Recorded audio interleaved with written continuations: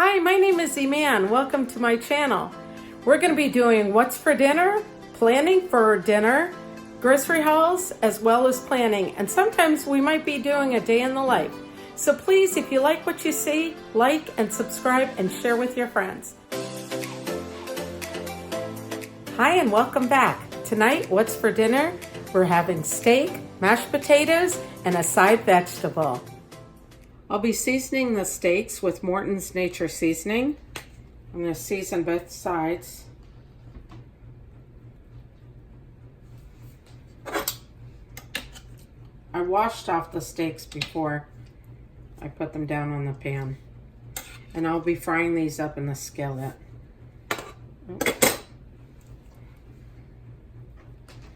We're also having mashed potatoes tonight for dinner. Okay, those are nice and seasoned. So we're going to let these sit while I peel the potatoes. So I'm going to go ahead and peel these. And I've always heard that you put one potato for each person and an extra one for the pot. But because these are small potatoes, as you can see, I'm doing 6 small potatoes. There's 3 of us, and you know what? Nothing's better than leftover mashed potatoes. If you need to, you could use them for a different recipe. Okay, after I peel them, I rinse them off to make sure that there's no dirt on them. And then I'm gonna cube them and put them in the water, let them boil.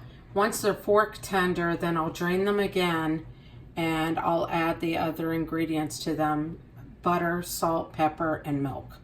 Okay, this is how I cut them. Ooh.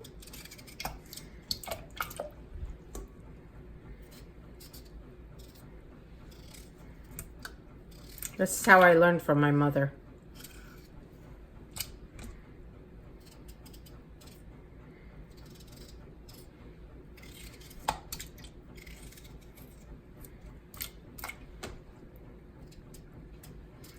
I put enough water in here.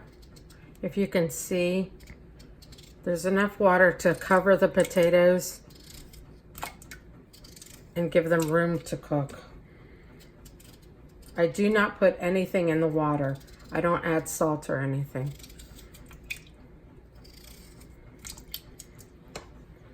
So they're all about the same size.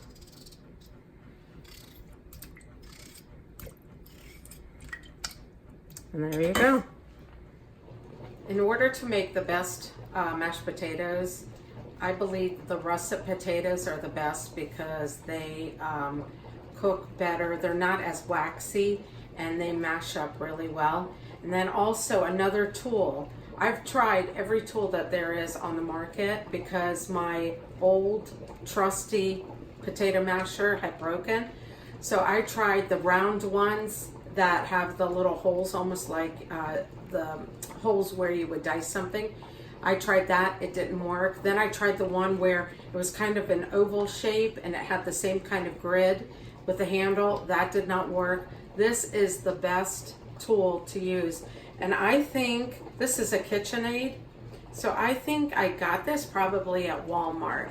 So anyway, if you're gonna make the best mashed potatoes, you wanna use russet potatoes and you wanna use a potato masher like this. All right, so the potatoes are done. They're fork tender. So I'm gonna drain them.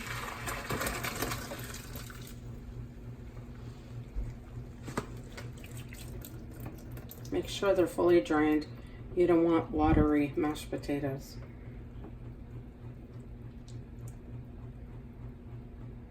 Can I just tell you, I've had this strainer probably for 18 years or more.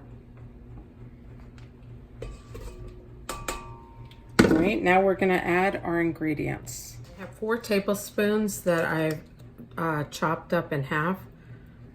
So then that way I can disperse the butter. All right. Then I'm adding half a cup of milk. I don't have whole milk. Whole milk will make it much richer. I have 2% milk. Add some salt. I don't measure this out. I just do it as for taste. And then pepper. If you don't like the black flakes in your pepper, you could always use white pepper.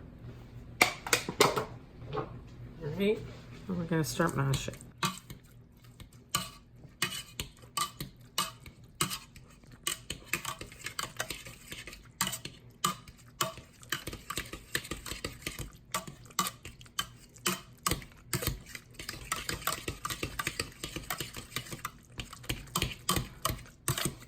I want to make sure that I incorporate all the butter, salt, pepper, and the milk in there.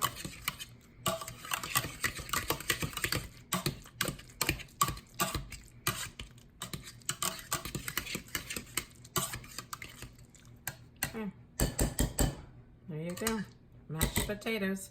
These steaks, these are New York strip steaks, and I bought thin steaks. So I've already preheated the pan. Oh, and that's what you want to hear. And remember, I already seasoned these. Once I lay them down, I am not touching them, except just to make sure they're in there. And I'm going to let them cook. These are on high. I want them to sear. These probably, because they're thin steaks, these probably will cook about 3 minutes, maybe on each side. Okay, so as you can see, we got a nice sear on these steaks. I'm just flipping them over.